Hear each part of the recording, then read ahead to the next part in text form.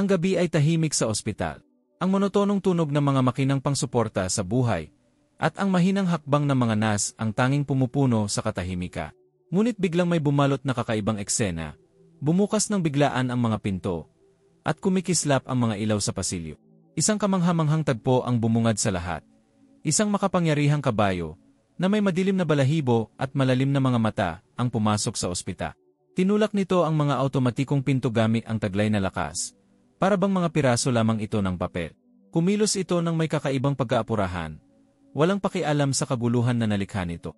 Ang mga pasyente, nakatingin mula sa kanilang mga kama, at ang mga doktor, nagtataka kung paano nakapasok ang hayop na ito. Isang gwardiya ang nagdalawang isip, bago subukang pigilan ang kabayo.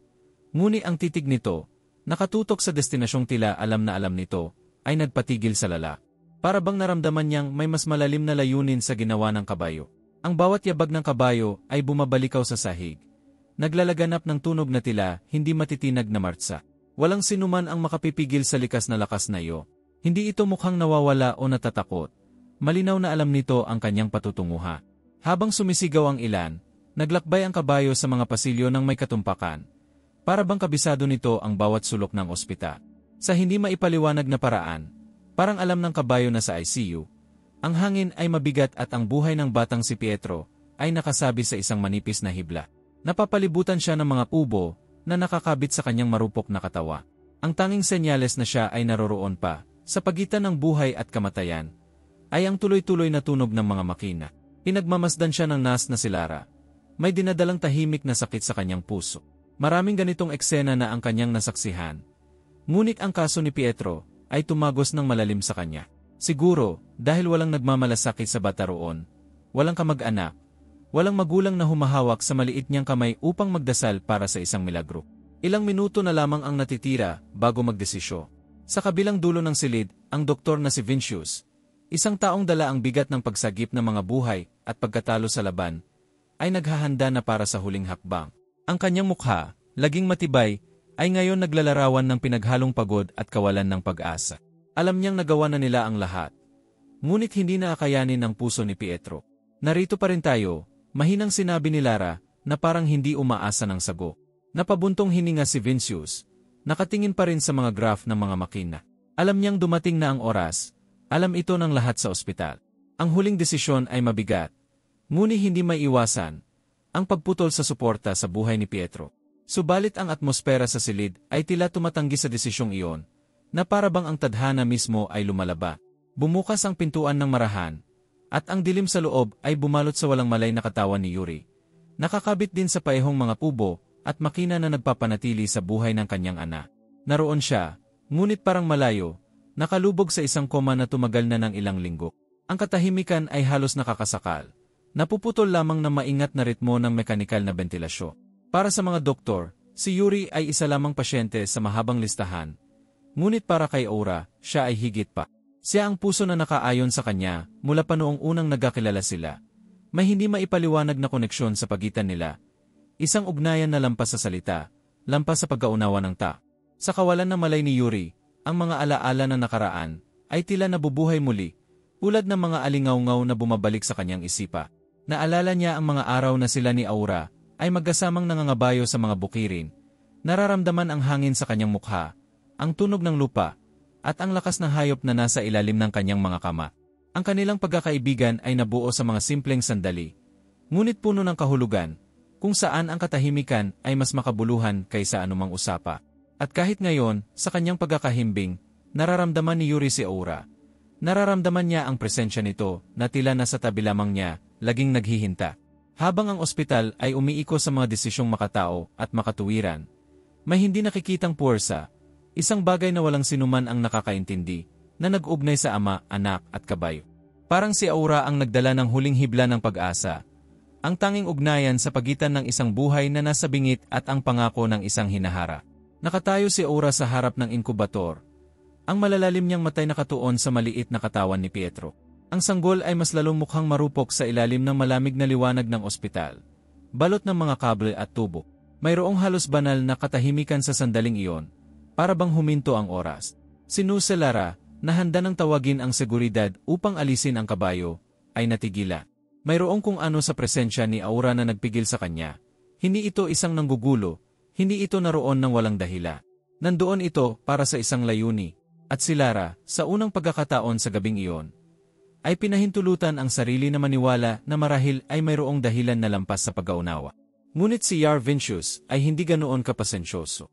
Pumasok siya sa silid ng mariin. May hindi matitinag na otoridad. Determinado na tapusin ang itinuturing niyang isang absurdong pagambala. Ang imaheng kahanga-hanga ng kabayo ay hindi siya tinakot. Ngunit bago magpatuloy ang kwento, tandaan na ibahagi ang video at mag-subscribe sa channel kung mahal mo ang mga hayop at ang kanilang emosyonal na mga kwento. Kailangan nang tumigil ito, sabi niya, hindi tumitingin kay Lara na nanatiling nakatayo, sumisid sa eksena. Alam kong mukhang kakaiba, sagot ni Lara sa mababang boses, halos ayaw niyang magsalita. Ngunit may kung ano tungkol sa kabayong ito, isang bagay na hindi ko maipaliwanag. Kumisot ang noo ng doktor, naroon siya upang magligtas ng buhay gamit ang agham, hindi sa mga misteryo. Ngunit bago pa siya makapagsalita ng iba pang salita, may nangyari, umusad si Aura ng isang hakbang, ang kanyang mga matay nakatuon kay Pietro, at nagbago ang hangi. Ang sanggol, na ilang sandali lamang ang nakalipas, ay tila nasa bingit ng kamatayan. Huminga ng bahagya, na parang ang kanyang katawan ay lumalaban upang kumapit sa buhay muli. Si Lara at si Yar Vincius ay hindi makagalaw, nakatingin sa mga makina. Ipinakita ng mga monitor ang banayad ngunit totoong mga senyales ng aktibidad. Agad na tumaas ang tensyon. Nangyayari ito, wala sa kanilang dalawa ang makahanap ng luhikang paliwanag. Ngunit alam nilang hindi nila kayang baliwalain ang kanilang nakikita. Ang paghinga ni Pietro ay parang unti-unting lumalakas sa bawat segundo. At ang mga monitor na dati nagpapakita ng hatol ng kamatayan ay nagsimulang kumurap ng hindi regula. Sa mabilis na pagtibok ng puso, hindi maalis ni Lara ang kanyang tingin sa mga makina, ang imposible ay nangyayari. Gaano man niya gustong maghanap ng luhikang paliwanag, wala itong kahulugan. Nakatayo pa rin sa tabi ng inkubator, bahagyang yumuko ang kanyang ulo, ang kanyang mga matay nakatuon sa sanggol, na para bang maaari niyang maramdaman ang hindi kayang madama ng iba. Si Yar Vincius, natigilan, sinubukang muling ayusin ang kanyang mga iniisip. Sinusuri ang mga pagbabasa ng mga aparato, at nai-review ang mga kabel at elektrode. Lahat ay tila maayos, ngunit ang sanggol ay tumutugo. Hindi ito makatuwiran, bulong niya, hindi pa rin makapaniwala sa kanyang nakikita. Umusad ng isang hakbang si Lara. Ang kanyang boses ay nanginginig ng emosyonal na pagpipigil. Bumabalik siya. Lumalaban si Pietro. Ang katahimikan na sumunod ay may dalang kahulugan na halos mahawakan. Sa unang pagkakataon, pinahintulutan ni Yar Vincius ang kanyang sarili na maramdaman ang isang bagay na lampas sa luhika. Tumingin siya kay Lara, pagkatapos ay sa kabayo, at muli sa sanggo. May isang bagay na higit pa sa agham na nangyayari. Sa kaibuturan, palaging naniniwala si Lara na ang buhay ay may sariling mga landas at mahiwagang lakas, at sa sandaling iyon na pagtanto niyang bahagi siya ng lakas na iyo. Hindi lamang ito isang nawawalang kabayo o simbolo ng kawalan ng pag-asa. Ito ang hindi nakikitang koneksyon sa pagitan ni Yuri at Pietro. Isang pisikal na pagpapakita ng isang pag-asang wala sa kanilang dalawa ang maaring ipahayag para sa kanilang sarili. Sinimulan ni Lara, na may bigat sa boses na hindi pa niya nagamit noon. Ano ang gagawin natin ngayon? Pumingin si Lara na may ningning ng sorpresa at katiyakan. Alam niyang nasa bingi sila ng isang bagay na pambihira. Isang bagay na hindi maaring lutasin ng agham o luhik. Ginawa niya ang isang tahimik ngunit malalim na desisyon. Hindi siya maghihintay ng mga luhikang paliwanag sa gabing iyo. Habang si Yar Vincius ay sinusubukang unawain ang mga kaganapan sa ilalim ng luhikang medikal, lumapit si Lara kay Aura, ang kabayong tila nasa sentro ng lahat. May dalang hindi maipaliwanag na pakiramdam sa paligid nito. Isang bagay na malalim na nararamdaman ni Lara, na para bang ito mismo ang naghihintay ng susunod na gala. Nakahinto si Aura sa tabi ng inkubator, tulad ng isang tagapagbantay. Ang kanyang mga mata ay nagpakita ng isang bagay na mas malalim kaysa kayang ipahayag ng anumang hayo. Parang may sikreto siyang ibinabahagi na tanging si Aura lamang ang nakakaala. Dahan-dahang inilagay ni Lara ang kanyang kamay sa mainit na balat ng kabayo. Naramdaman ang mabagal na tibok ng puso ng hayop. Halos kasabay ng ritmo ng mga monito. Isang hindi nakikitang ugnayan at hindi maipaliwanag na tila nag-ugnay sa kabayo sa sanggol. Si Yar Vincius, na nanonood mula sa malayo, ay nahahati sa pagitan ng kanyang pang-agham na pagsasanay at ang hindi maipaliwanag na katotohanang nagaganap sa kanyang harapa.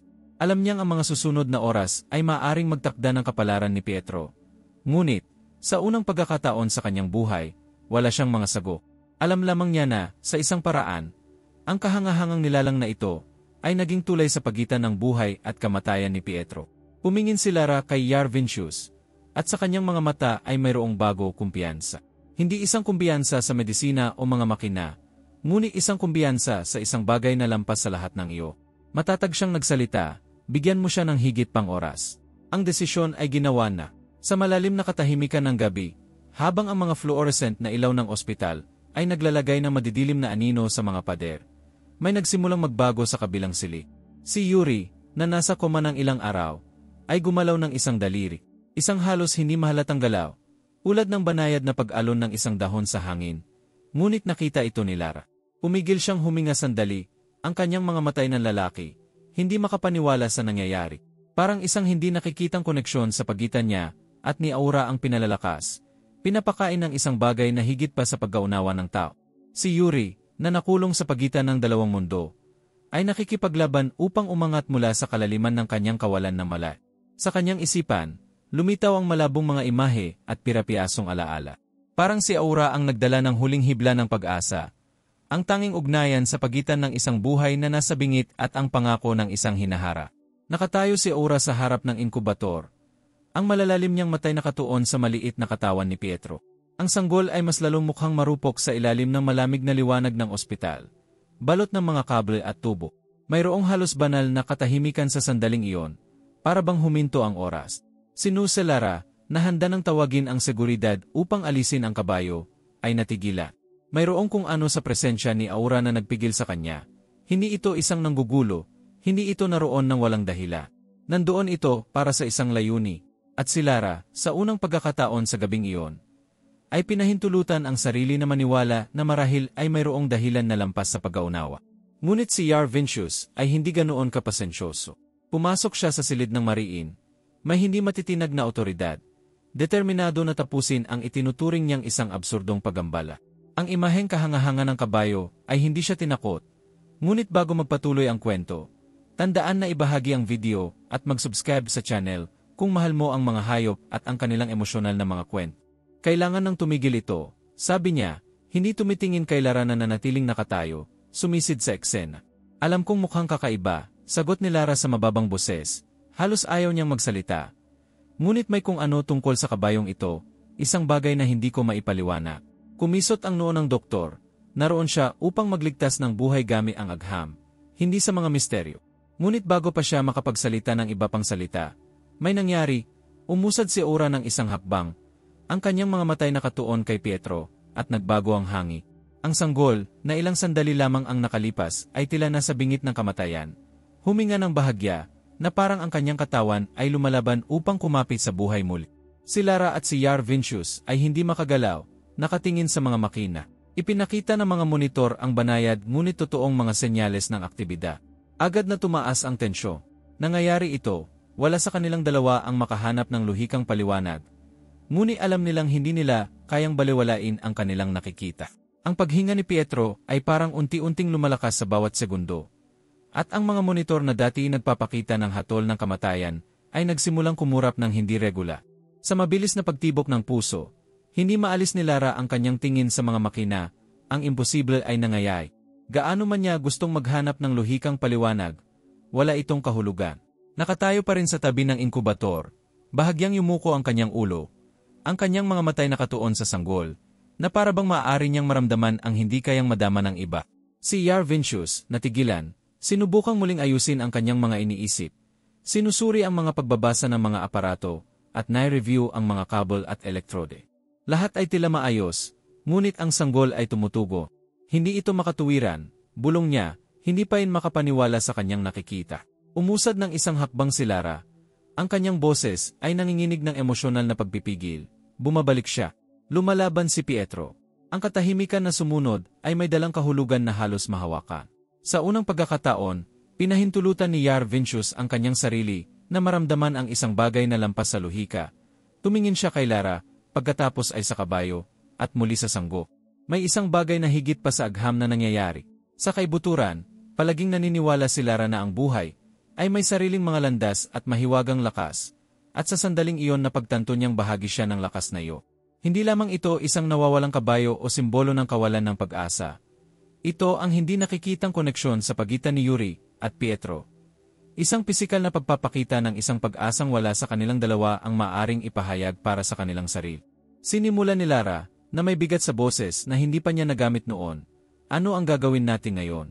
Pumingin si Lara na may ningning ng sorpresa at katiyakan. Alam niyang nasa bingi sila ng isang bagay na pambihira. Isang bagay na hindi maaring lutasin ng agham o luhik. Ginawa niya ang isang tahimik ngunit malalim na desisyon. Hindi siya maghihintay ng mga luhikang paliwanag sa gabing iyo. Habang si Yar Vincius ay sinusubukang unawain ang mga kaganapan sa ilalim ng luhikang medikal, lumapit si Lara kay Aura, ang kabayong tila nasa sentro ng laha. May dalang hindi maipaliwanag na pakiramdam sa paligid nito. Isang bagay na malalim na nararamdaman ni Lara, na parabang ito mismo ang naghihintay ng susunod na gala. Nakahinto si Aura sa tabi ng inkubator, tulad ng isang tagapagbantay.